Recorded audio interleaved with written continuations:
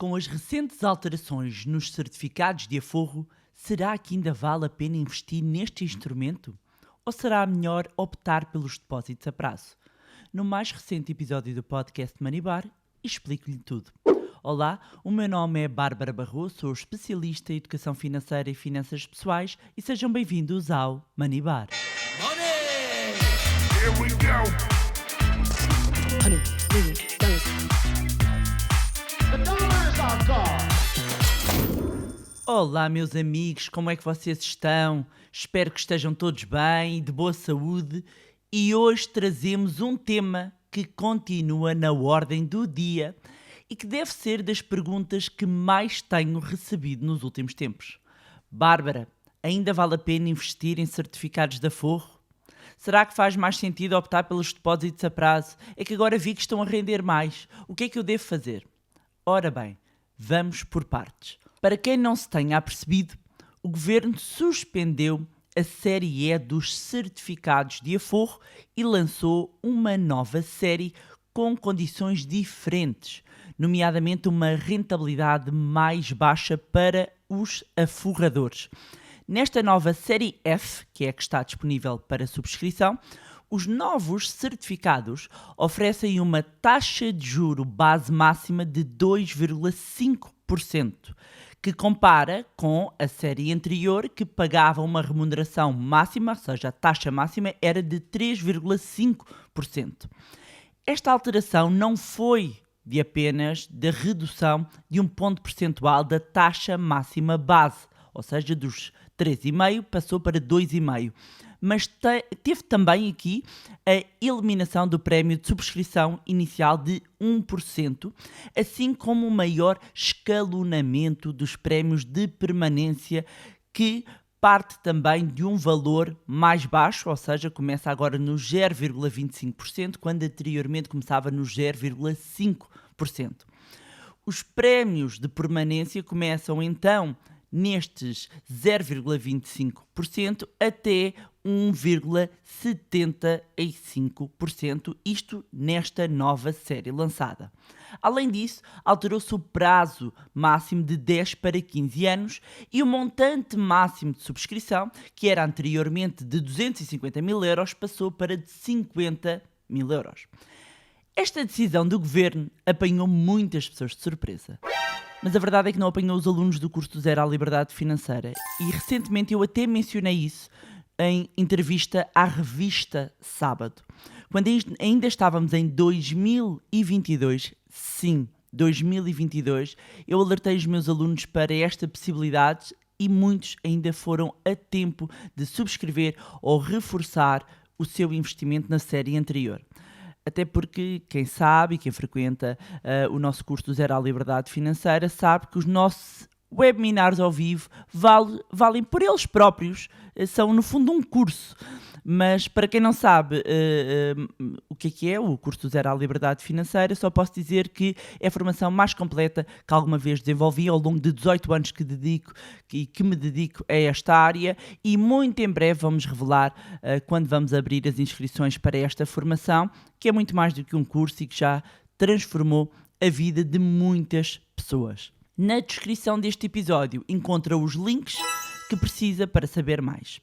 Ora, esta mudança não foi bem recebida pelos aforradores, porque além de ter sido feito repentinamente, como eu já mencionei também aqui num episódio que dediquei a esta alteração, foi interpretada como um favor à banca. E porquê?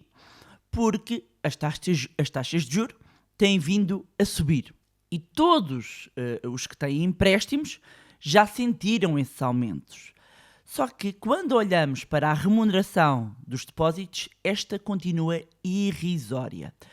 E só para entender aqui o mecanismo e esta componente de impacto dos juros, quando nós temos e estamos na presença de um momento de taxas de juro mais baixas, como aquelas que tivemos nos últimos anos, isto significa que o acesso ao crédito é mais barato, ou seja, as taxas de juros são mais baixas, significa que quando eu peço dinheiro emprestado ao banco, ou seja, quando eu faço um crédito de habitação, quando eu faço um crédito pessoal, o custo do dinheiro é mais baixo.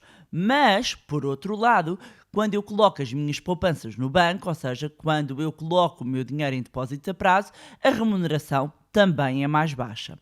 Ora, num cenário de subida de juros e de juros mais elevados, como é aquele que estamos a viver atualmente, o crédito fica mais caro, como todos já sentimos, mas seria também suposto os depósitos pagarem mais. E a verdade é que isso não tem vindo a acontecer. E como não tem vindo a acontecer, apesar dos alertas dos reguladores, isto levou a que nos primeiros meses do ano de 2023 se assistisse a uma transferência de dinheiro dos depósitos para os certificados.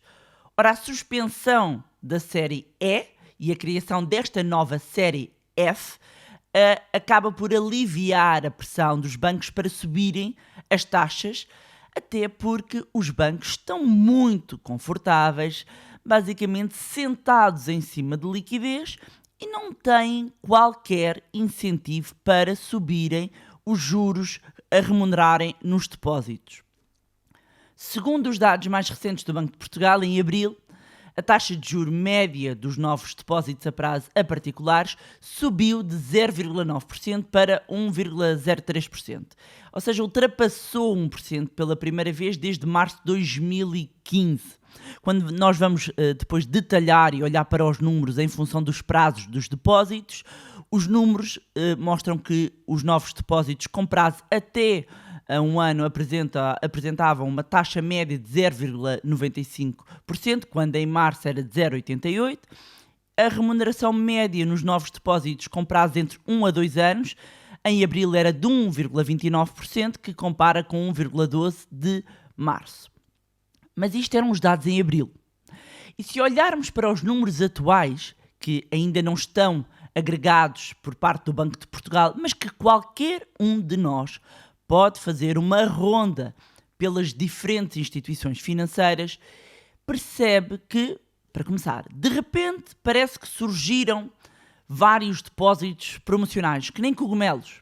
Aliás, foi logo na semana a seguir à suspensão da série anterior que dispararam e-mails em campanhas, e eu recordo-me até de uma situação com um grupo de mentorados nossos que tinha exatamente acontecido e estávamos a conversar no preciso momento em que tinha havido as alterações, e foi curioso que 30 minutos depois, este aluno faz essa menção e mostrou-nos o e-mail, 30 minutos depois de ter havido a comunicação da nova série que ficava disponível, isto numa sexta-feira à noite, 30 minutos depois recebeu um e-mail de campanha, de depósito promocional de campanha. Que conveniente, não é?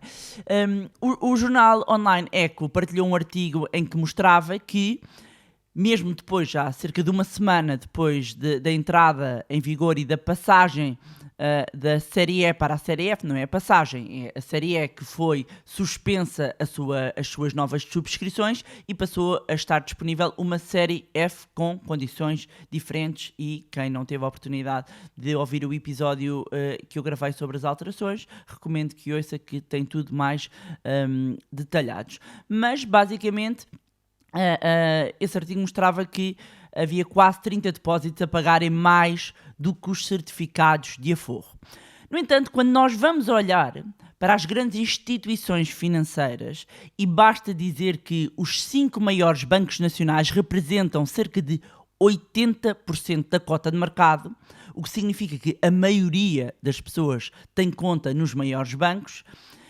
E como estes ainda têm bastante liquidez, quando vamos avaliar os depósitos standard, praticamente não há mudanças. Continuamos a encontrar depósitos com taxas muito próximas de zero. E as grandes instituições o que fizeram é aquilo que se chama maquilhar o porco. Embrulharam bem aquilo para dar a sensação que fizeram alguma coisa, e então fazem um depósito promocional aqui e ali, mas com umas condições mais restritas, ou exigem montantes mais elevados, ou é apenas para novos clientes, ou seja, cheio de ses, que logo eu chamei a atenção, até logo no episódio que eu gravei sobre as alterações, chamei a atenção que isto deveria acontecer. Ora, quem tem feito algum trabalho de aumento das taxas de juros, ou seja, no aumento da remuneração dos depósitos a prazo, têm sido os bancos mais pequenos. E primeiro o ECO, depois a DECO partilharam que já há cerca de 30 depósitos a prazo com taxas superiores dos certificados de aforro desta nova série F, ou seja, a pagarem acima de 2,5%, mas também aqui ou se tratam de depósitos promocionais para novos clientes ou novos montantes, ou mesmo assim, em algumas instituições, os montantes são elevados, tendo em conta aquilo que é esperado num depósito standard. Estes depósitos continuam, no entanto, a não superar a taxa de inflação. Mas claro que entre algo que paga mais ou algo que paga menos, é sempre preferível algo que pague mais. Isto avaliando o mesmo risco, ou seja, nós estamos a avaliar entre depósitos. Ou seja, é preferível um depósito que tenha uma rentabilidade mais elevada do que um depósito que tenha uma rentabilidade mais baixa. No entanto, há que chamar a atenção que estas remunerações já mais simpáticas em termos dos depósitos revelam sobretudo para depósitos a prazos mais curtos. Ora, tanto os depósitos a prazo como os certificados de aforro são instrumentos que podem ser utilizados como fundo de emergência e há muito tempo que eu falo disso. Mas também podem ser utilizados e são utilizados por muitas pessoas que se identificam com um perfil de risco mais conservador ou ainda que queiram aplicar o dinheiro a curto prazo. E, portanto, quando nós vamos avaliar as possibilidades de eu aplicar o dinheiro a curto prazo e querendo manter alguma segurança, de facto, os depósitos a prazo ou mesmo os certificados de aforro são uma alternativa ao invés de ter o dinheiro parado. Portanto, os depósitos a prazos que podem ser interessantes são aqueles que encontrem uma taxa de remuneração mais elevada até do que os certificados, e o que pode fazer é usufruir desses juros durante um período, porque o que é que acontece e quando nós vamos pesquisar encontramos tem este depósito, oferece esta remuneração por um prazo de 4 meses. Depois, obviamente, para nós compararmos, porque as taxas são anuais, depois se é 6 meses, se é 4 meses, nós depois temos que ajustar a esse prazo. Para comparar, temos que ajustar, uma vez que a taxa também dos certificados de aforro é anual, nós para comparar se um é mais vantajoso do que outro, eu tenho que transformar essa taxa anual do certificado numa remuneração a 6 meses para comparar, caso o prazo, por exemplo, seja a 6 meses. O ponto é que, ok, eu ponho o dinheiro no meu depósito a prazo, neste depósito a prazo, como novo cliente, remunera 6 meses e depois disso. E depois disso, ou anda a fazer o que a gente chama o salta-pocinhas, que vai saltando, porque se são novos montantes, vai saltando entre vários bancos, ou se calhar depois de esgotar todos, vai acabar por colocar o dinheiro nos certificados de aforro. O importante, acima de tudo, quando vão avaliar mesmo estes depósitos, é que avaliem todas as condições, porque inclusivamente alguns depósitos podem não permitir a mobilização de capital, ou seja, a mobilização antecipada. Caso haja essa mobilização antecipada, há uma penalização dos juros. Portanto, é preciso ter atenção a esse ponto. E pronto, era isto que tinha para vos trazer em mais um magnífico episódio do podcast Money Bar. Aproveitar, como sempre, para deixar um agradecimento às mensagens e partilhas que continuam a chegar, não só dos nossos ouvintes aqui do podcast, como também dos nossos alunos. Não se esqueçam de subscrever a nossa newsletter, cujo link encontram também na descrição deste episódio. Já sabem que nos podem acompanhar nas redes sociais, Facebook, Instagram, LinkedIn, acompanhar-nos no nosso grupo no Telegram. E mais uma vez, não se esqueçam de subscrever o podcast através da plataforma onde estiverem a ouvir. Se gostaram do conteúdo e acham que vai ser útil a outras pessoas, partilhem. Quanto a nós, encontramos no próximo Money Bar.